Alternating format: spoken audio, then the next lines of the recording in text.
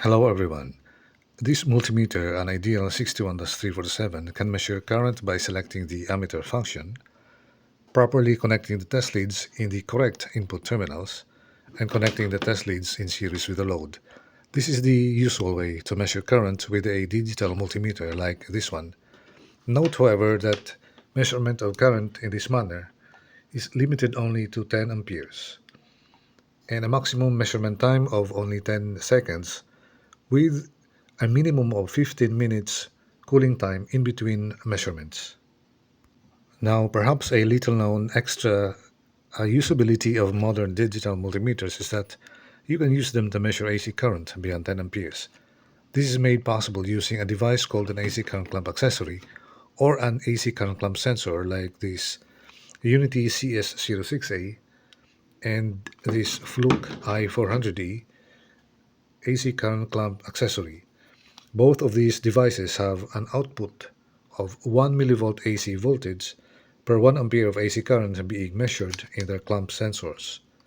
And since they have a capacity of up to 400 amperes, that means that they are able to output up to 400 millivolt of AC voltage in their output terminals, which can be read by the compatible digital multimeter.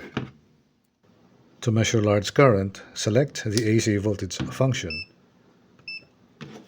Insert the output terminal of the AC current clamp accessory at the common and the voltage input terminals of the digital multimeter, and then clamp on the conductor whose current you want to measure.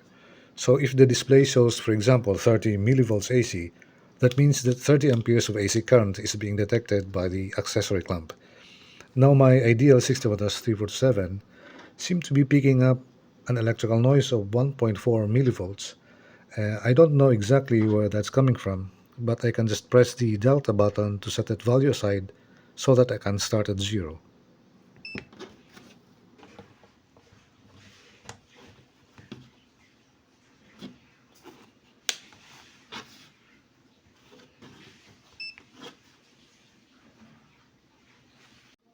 For compatibility, the ideal 61-347 has an AC millivolt range of 600 millivolts, which can accommodate the maximum output of the clamp, which is 400 millivolts.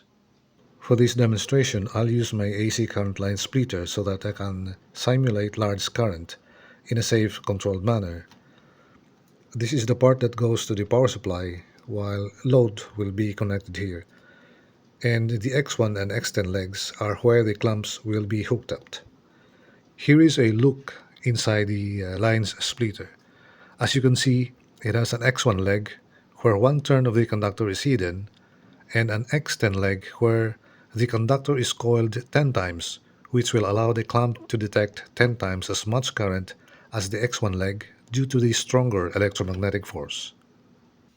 For comparison, I'll clamp the X1 leg with a Hioki 3288-20 AC-DC current clamp meter, while the UNI-T CS06A will be clamped at the X10 leg. If my theory is correct, the ideal digital multimeter will display 10 times more current in the form of millivolt AC unit.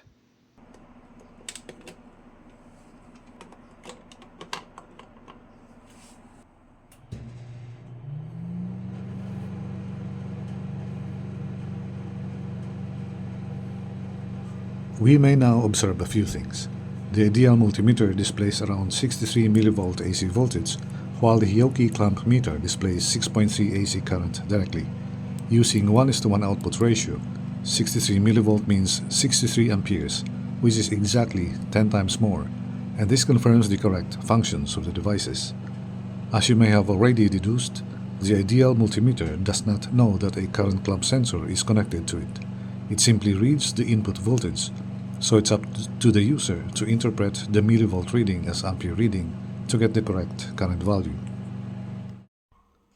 Although the ideal 61-347 has a category rating of 600 volts category 4 at its voltage input, the AC current clamp sensors only have Cat 3 ratings, so for safety, limit the use of this equipment based on which device has the lowest Cat rating, which in this case is the UNI-T CS06A at 300 volts Cat 3 testing environment. Please leave your comments and suggestions below. Thank you for watching. Stay safe.